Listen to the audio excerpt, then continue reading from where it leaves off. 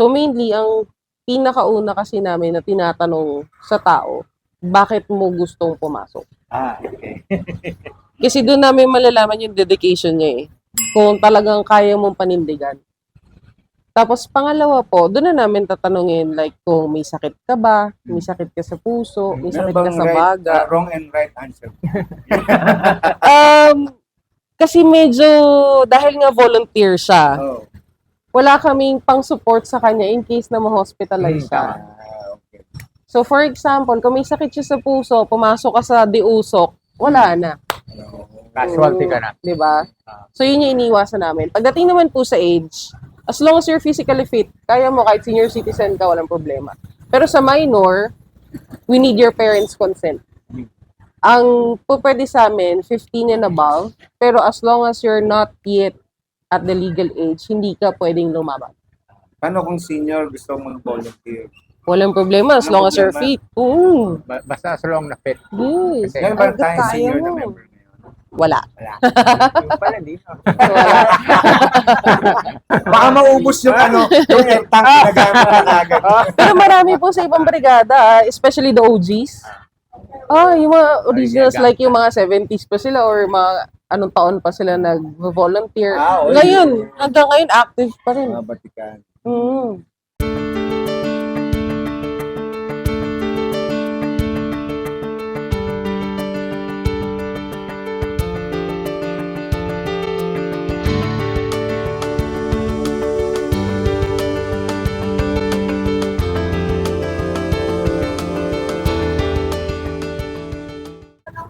Magandang hapon ulit sa inyong lahat. Maalala niyo siguro dati na-interview natin si Alan Tolico, ang ating lupong tagapamayapa. Napag-usapan natin sa episode 10 yung second chance na kung tawagin. Ngayon, pag-uusapan natin yung kung paano kayo pwede maging volunteer fireman. Kaya ito sa likod natin, ang fire truck ni Marcelo. Alan, kumusta ka na? Salamat at thank you for having me again. And welcome to Barangay Marcelo Green. Yeah. So dati napag-usapan nga natin, nabanggit natin yung fire volunteer. Yan. No? At tinutuloy natin ngayon. Meron tayong follow-up tungkol dyan. Yes. At ipapakita natin sa inyo ngayon ang kakayahan ng ating mga fire volunteers dito sa Barangay Marcelo Green. At nga pala, ito rin ang ating isang kasamang guest. Sit down. Isa rin siyang sa mga na-interview na natin dati sa 4H at saka sa Leaders Edge, naging host na rin siya, ay si Joselito Con Abraham, na siya mismo ay isang volunteer fireman. Con, can you tell us a little bit, ilang taon ka na ba nagsilbi bilang volunteer fireman? Nagsimula ako as enlisted 2013. 2013 yun. And onwards na yun na pagiging volunteer firefighter ko. Ay, matagal na nga pala talaga. No? Kasama na din annually, nagde-deploy kami sa Trust Plus. Ayan. Para sa mga hindi nakakalam, si Con ay isang certified first responder. At dati rin nag-volunteer sa Coast Guard. Pero hindi natuloy. Pero hindi natuloy.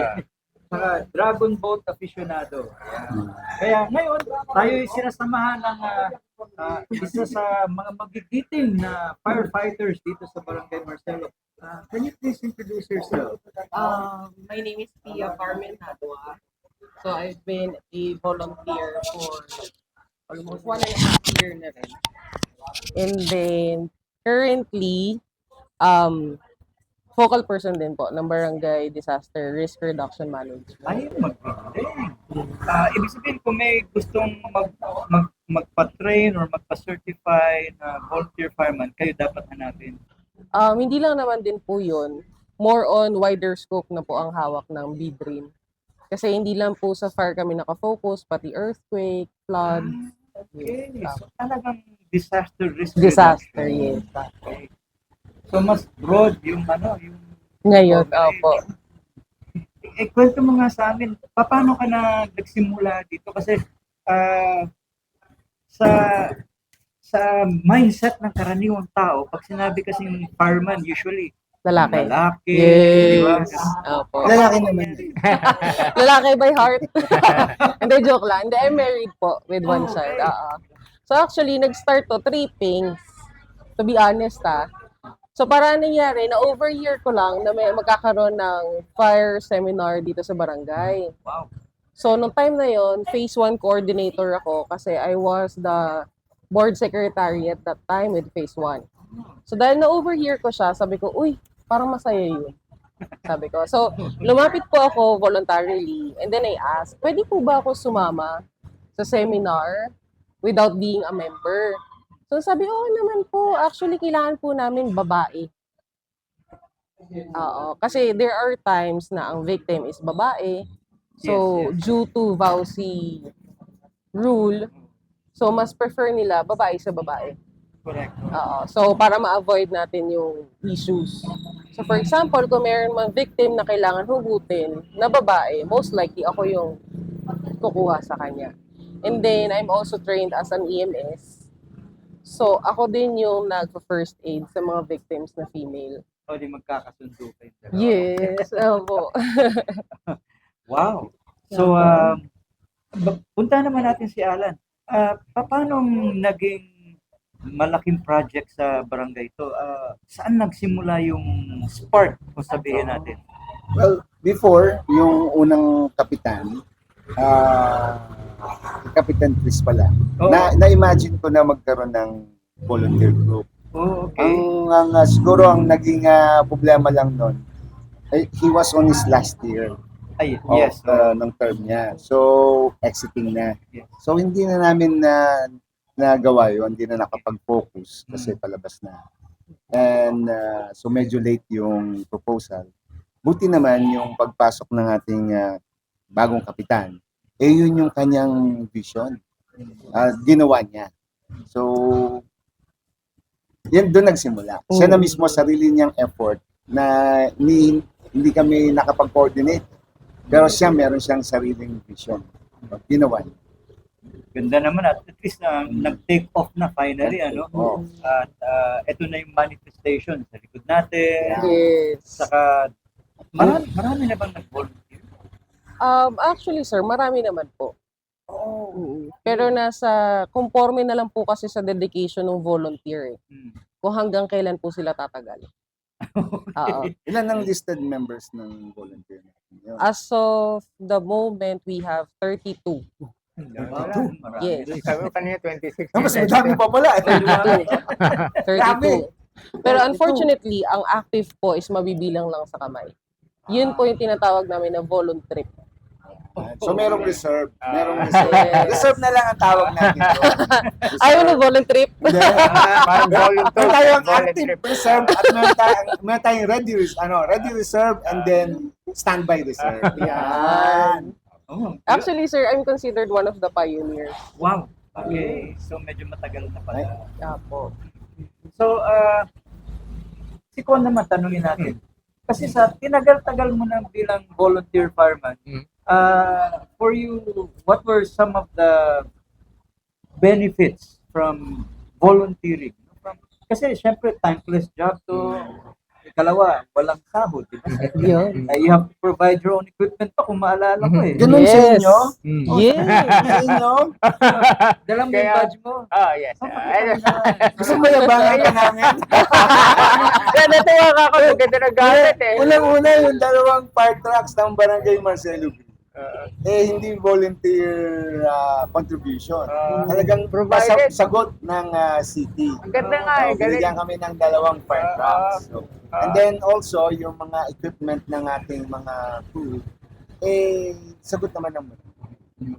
So, ang swerte ng mga volunteer Kaya nga dito. Hindi bring your own. Kaya nga eh. Kaya nga, high standard pati yung mga equipment eh. Naalala ko yung mga salaysay ni Con kasi dati nung nagpapacertify siya na matindi pala yung training na pinagdadaanan nila. Yes. Meron pa yung parang claustrophobia test kung tawagin. Yes. Pwede ba kwento mo sa amin para kung gusto niyo mag-volunteer, at least you'll know what you're getting into. Describe mo nga sa amin. Ano ba, di ba yung banggitin? Ibigay ko kung saan ang affiliated na barangay. Anyway, Wala Anyway. namang problema. Yung time na nagsimula ako sa ganito is after nung wake ng Ondoy kasi nakita ko nung sister ko, si Lisa, na nabaha sila. Eh, syempre, first time na nangyari, unprecedented sa Manila yung Ondoy. So, anong nangyari nung naging biktima sila, hindi ko alam kung gaano katagal yung pagkakalubog. Kasi kung nakita mo yung papasok ng Marikina, is yung bridge, nandun yung tubig So, mataas Oo. talaga. So, hindi mo maisip paano sila maliliit. Tapos, nasa second floor lang sila. So, somewhat, for lack of better word, na-trauma ako na akong kapatid, wala akong magagawa. Tapos, anong nangyari noon, isip ako na isip talagang parang may guilt sa akin na wala akong nagawa. Tapos, ang nagawa ko na, after na lang, naglinis na lang, gano'n. Tapos sabi ko, kailangan, wala nang mangyayari na ganito na helpless ako. Nasa EDSA ako noon, tapos, parang epiphany, may dumaan na fire truck. So sabi ko, yan! Gusto ko maging fireman. So, nagsimula ka sa baha, Oh! napunta ka sa apoy. Kaya nga di ba? Mga elements eh. So anyway, after nun, naghanap ako. Ginamit ko yung Facebook nun, tanong-tanong ako. Eksakto nun, sabi ko, yung kakilala ko, bakit siya firefighter na suot? Tapos, ano itong ginagawa nila sa kalye? Tapos, message ko siya, tapos sabi niya, may kakilala ka ba dyan sa Quezon City? Wala Tapos sabi niya, teka, dito ka na sa Makati. O, sige. So ngayon, si Marco Carvajal, siya yung nag-adapt sa akin. Sabi, sige.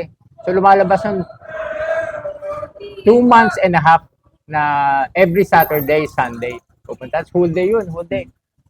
So, lahat ng except yung sa WASAR, Water Search and Rescue, pinagdaanan namin. So, matindi. Kasi ano siya, stricto si Marco Carvajal. Hindi siya basta yung, okay na yan, hindi. Talagang brusko. So, pinagdaanan namin yung mga iba't ibang klaseng sunog, pati yung pag-handling. Tapos at the same time, pag-responde kung paano magagawin sa fire scene. Ngayon, pagmula doon, naghanap pa din ako ng mga iba katulad ng si PMMA, Philippine Maritime Merchant Academy sa Mariveles, Bataan. So yun ang konsepto naman doon is sa confined area na sunog, at the same time sa chemical, at the same time sa mga petrol. Tapos sa barko, sa loob ng Extensive. Oo, Grabe naman, oo. extensive na training na yan. Tapos, since volunteer nga ako, kailangan ka talagang gagawa ng paraan. Noong time na nagtawag during ng, I think, ito yung observance ng Oplan Yacal, parang sort of inintroduce na Oplan Yacal. So lahat mga volunteer, kung gusto nyo under ng EVC ng MMDA, ng Oplan Yacal, Emergency Volunteer Corps, sabi ko, punta din ako doon. Tapos doon naman, pinagdaanan namin Urban Search and Rescue. So yun siya. So pagmula doon, ito yung mga yung mga kinuha ko mga skills. At the same time, sabi ko, formality sake na lang, sabi ko, mag-enroll ako sa kurso, so safety officer. So ngayon, safety officer 1 is theoretical ka lang. So sa akin, safety officer 2 kasi meron na experience, formality na lang nung parang tayo. So pagmula doon, tinutuloy ko pa din siya. Tapos ngayon, self-study na lang nung sa ICS. Tapos at the same time, yung mismong, dito papasok na din somewhat offbeat Hindi na, yung pagiging toastmaster kasi kung paano ka mapag-usap sa crowd. Squatter, tapos yung middle class.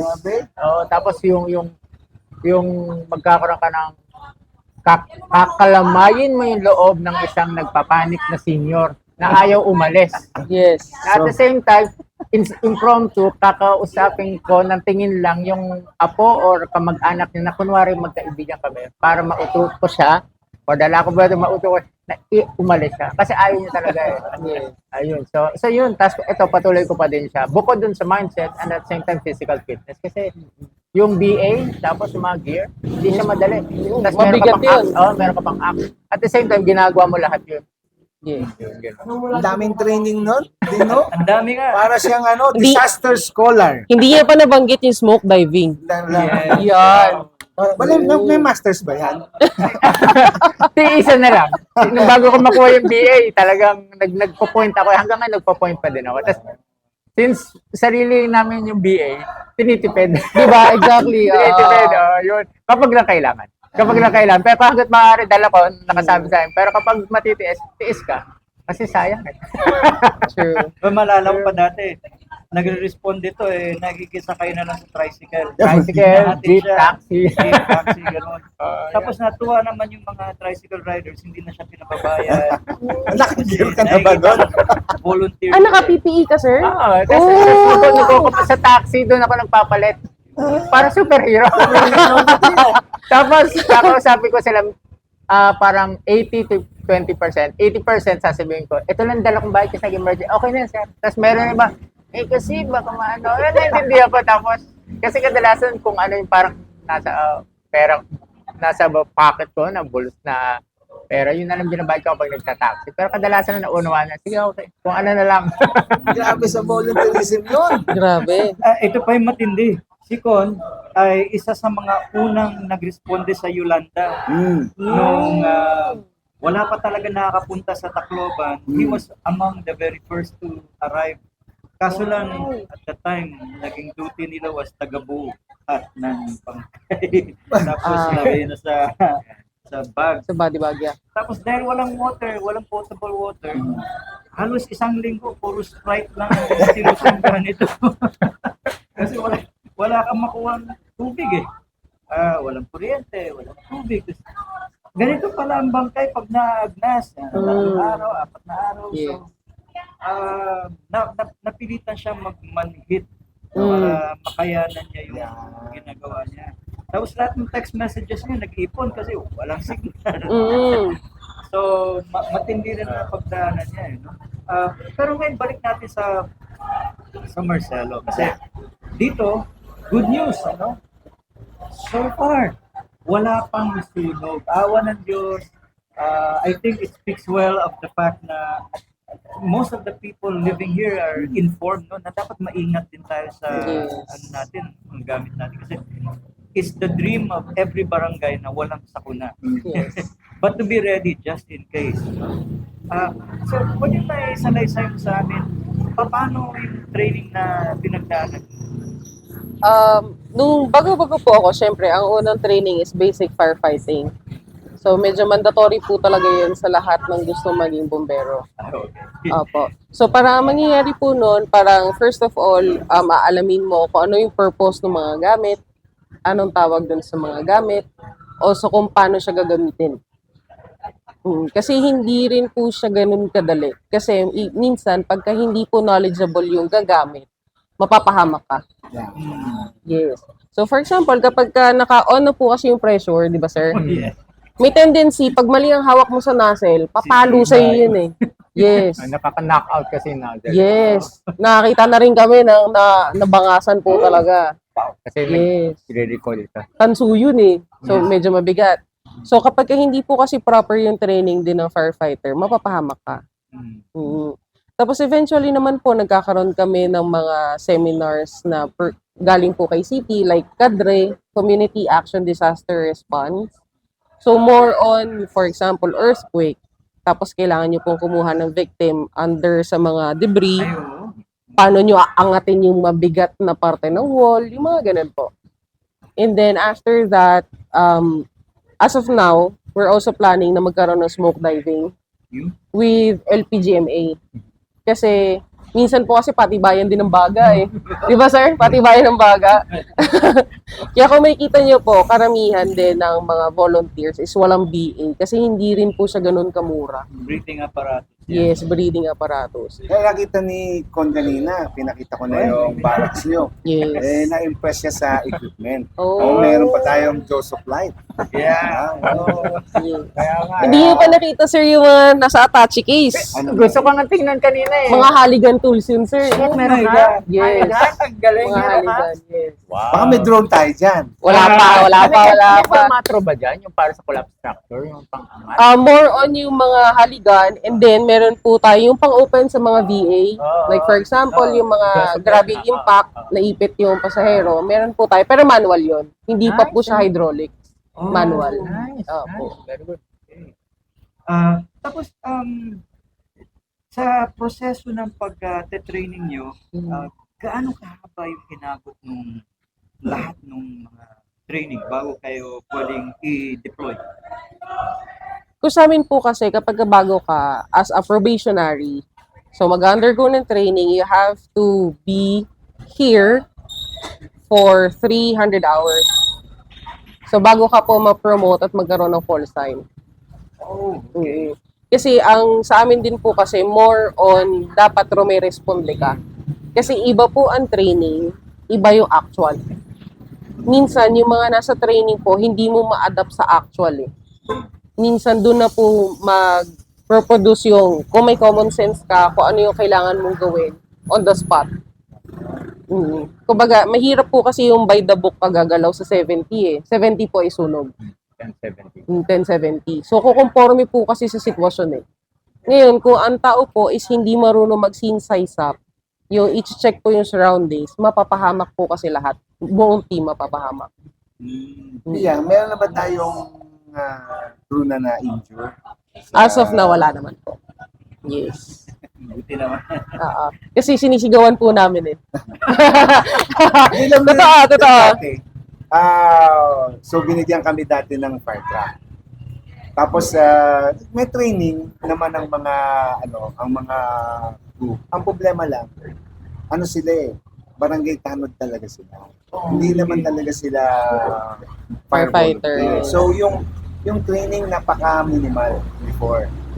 Kaya nga naisip na kailangan magkaroon ng fire volunteer group para talagang concentrated lang sa Yes. pagiging fire volunteer lang. Hindi yung tanod din siya normally.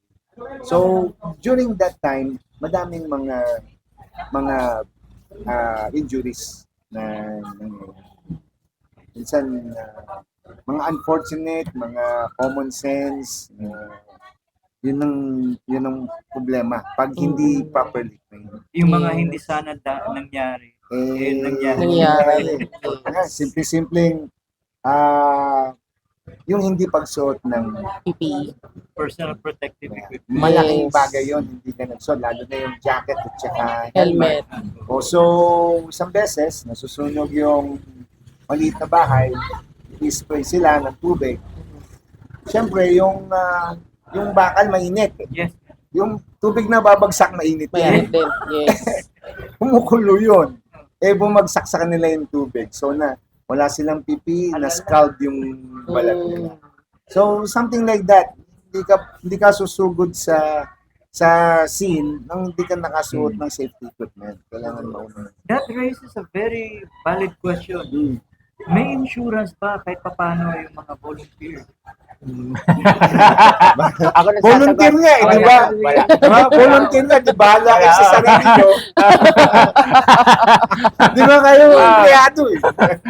Wala. Pero pwede ka naman kumuha ng personal insurance. Yes, if you can afford, yeah.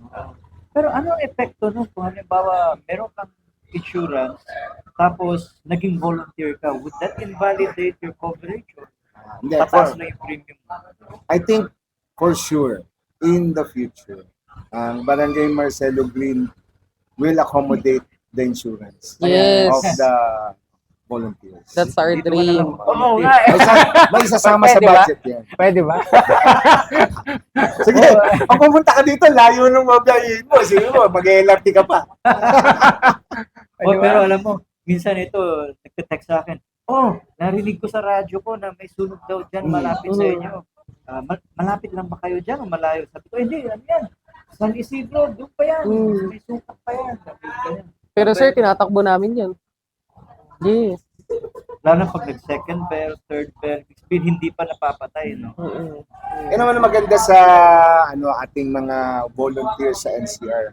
Maski sa labas ng NCR. Basta nagkaroon ng sunog, takbuhan lahat yun. May mga galing pang Batangas, may mga galing pa kung saan, galing Quezon City, nagpupuntahan yan. So minsan isang bahay na nasusunog, ang dami fire truck. Yeah. Kaya ka.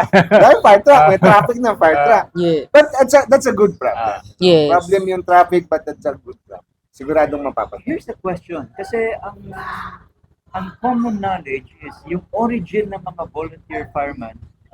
I'm hoping that both of you can either confirm this or break the myth, no? Mhm. Na nagsimula daw sa Chinese volunteer firemen doon sa Binondo. Yes. Mhm. Tama. Doon talaga nagsimula yun.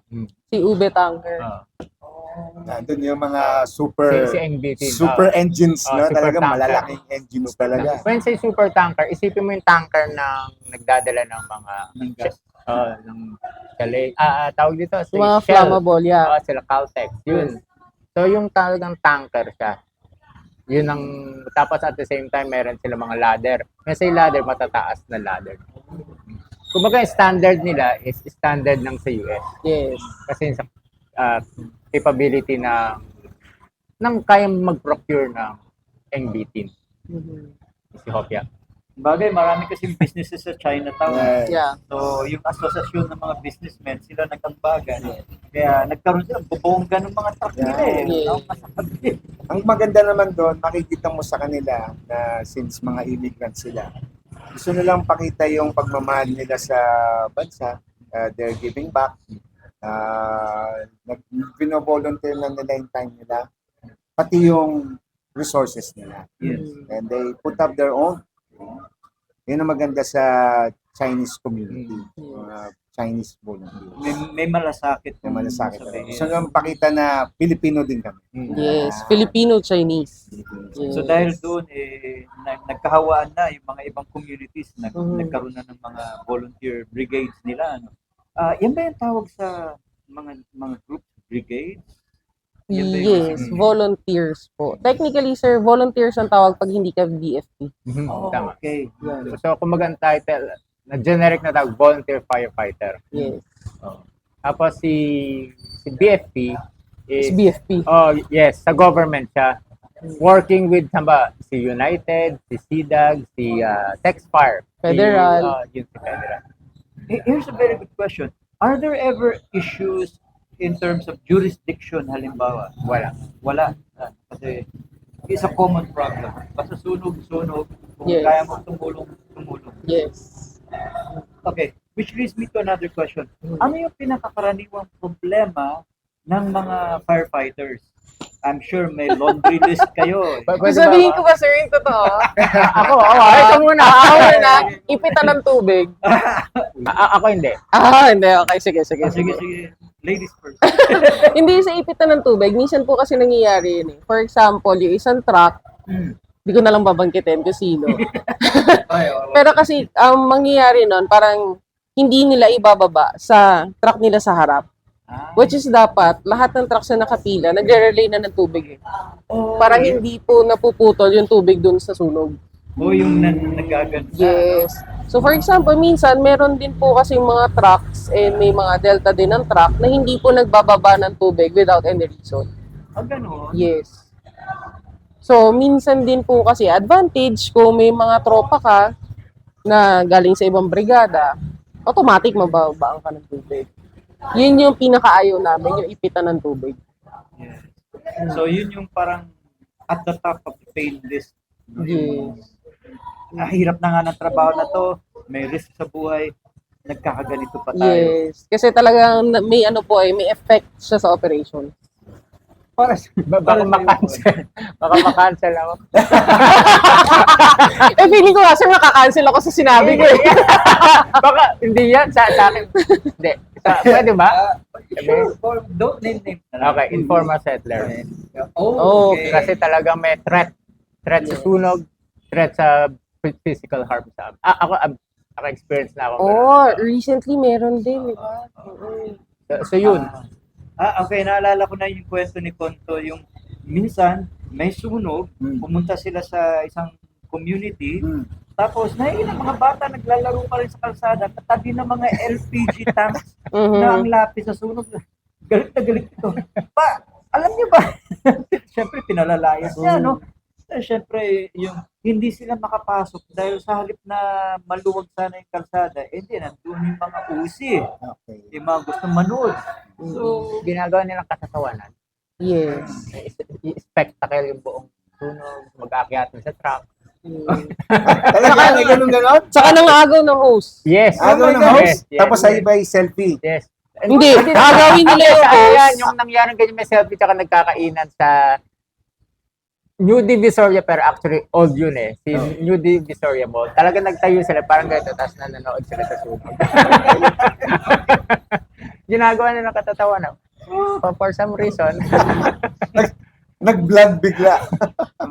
Pero alam mo yung kwentong hindi ko malimutan na sinabi sa akin ko yung sunog sa Tutuban Mall no.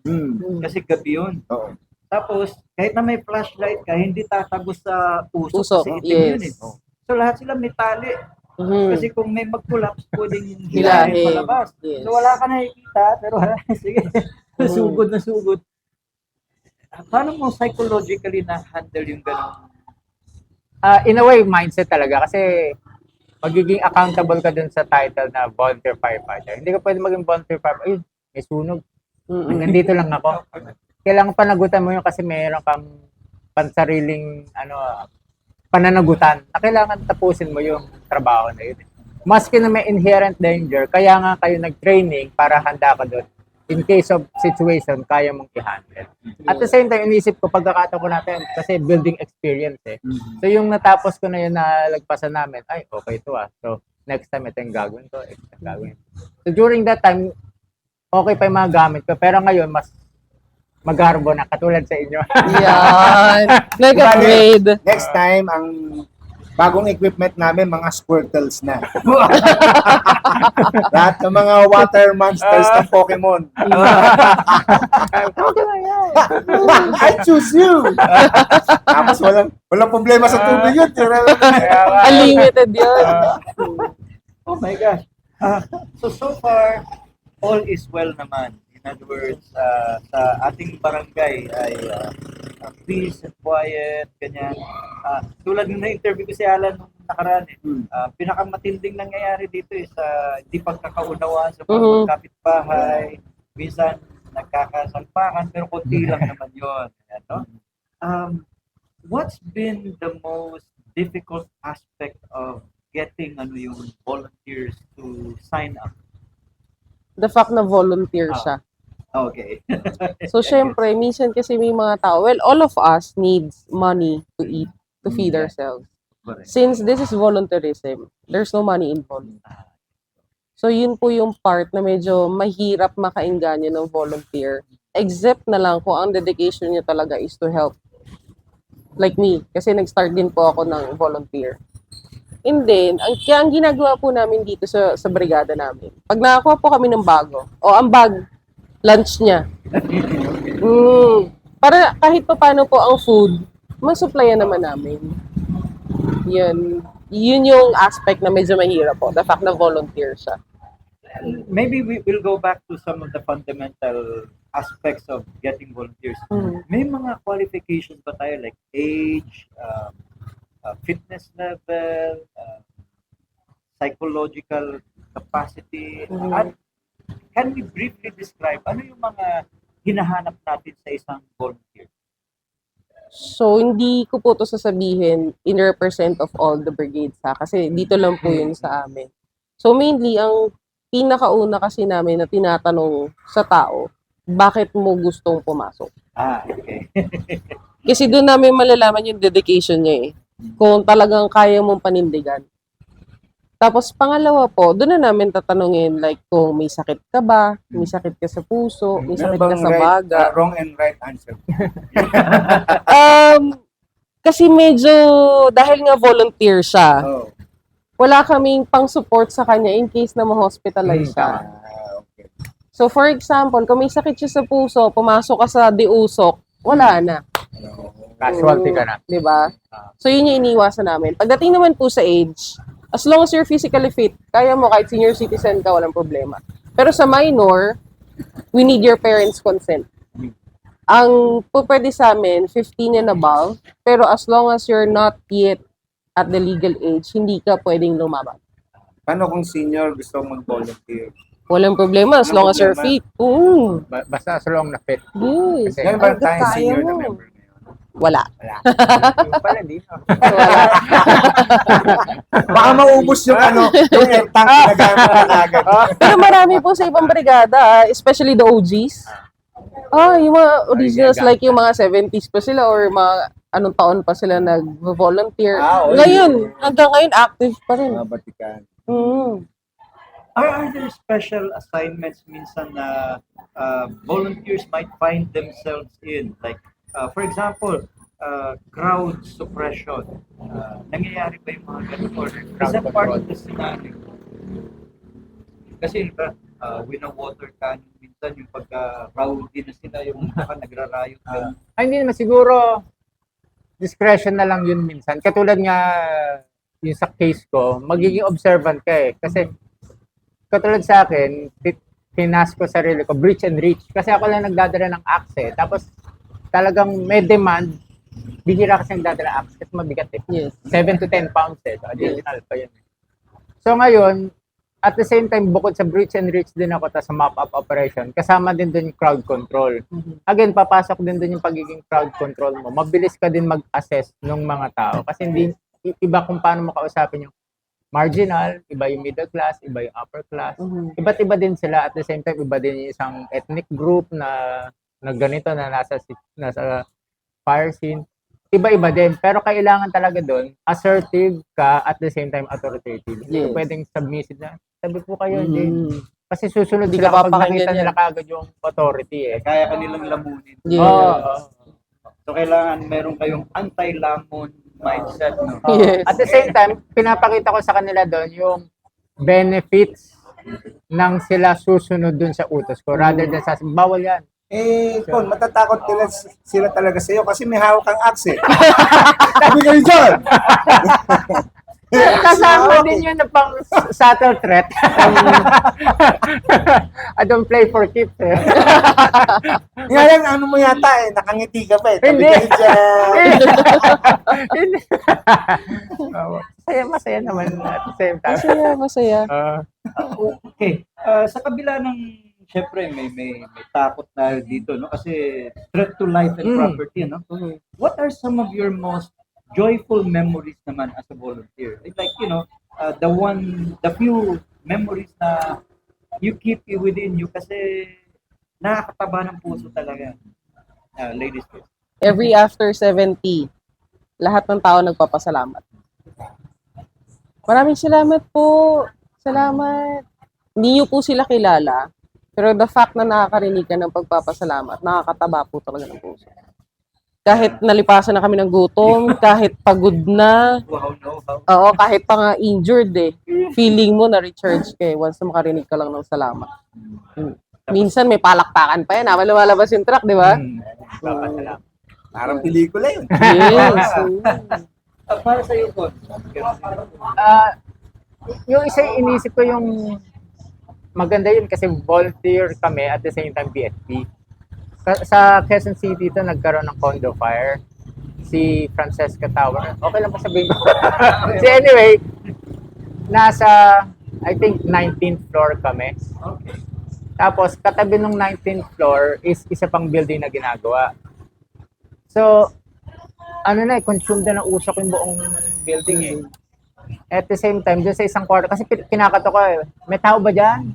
Firefighter kami, may tao. Tapos meron ako narinig ng Pasko. Sabi ko, meron pa dito. Tapos ngayon, pag tinawag ko na lahat, parang mga 7 kami. At the same time, sabi ko, meron pa dito. Ayaw bumaba ng nanay kasi may baby, kasi mga usok. So sabi niya, sige, ganito na lang. Itatawid natin sa kabilang building. Using ladder. Hindi pa nga eh. Sa tandaan nyo, yung katabing building ginagawa. Okay. Yung kabilang building, sinasabi na sa mga carpenter, bigyan nyo kami malaking kahoy. Inabot nila. So parang layo namin. Ito, tsaka yan. No? Okay. Wala. So inaabot nila. Tapos, Di manihagis yun eh. yung unit is may loft. Okay. So ngayon, tapos sinecure namin. Sabi kong gano'n, aakit ako doon sa second floor. Tapos para, ang gagawin ko, iaabot ko yung tali para i-secure. Para kapag labas nung babae, para may guide. Tapos hahagis namin. So may linya, tapos ito yung plank. Ganon. Tapos magkakatulong kami nun eh. And habang lumalabas yung babae, yung nanay kasama niya, lahat kami nagdadasal talaga, pray over ko. Pray over ko. Tapos yung mga katabi kong firefighter, nagpa-pray over din kami. Tapos nung nakalabas yun, nagyakap ako. Oh. Nagyakap ako yung firefighter. Tapos nung paglabas namin nun, lahat kami para kayong mga magkakabarkada. Tapos ang ganda kasi ng BFP tsaka volunteers. Ang saya ng feeling. Tapos nung binaba na namin yung mga, yung iba pang pamilya, wala nagpapasama. Pero yung feeling namin na nag-shake hands. Kasi hindi kami nagsasalita, ang laki lang ngiti namin. Tapos sabi, next time, gusto ko tayo magkakasama. Yes. Ayun, so yung ganun situation. Tapos siguro ang isa din yung kadalasan, which is ito, hindi na din nakikita. Kapag nag-clear ako, kumukuha ako ng mga domestic animals.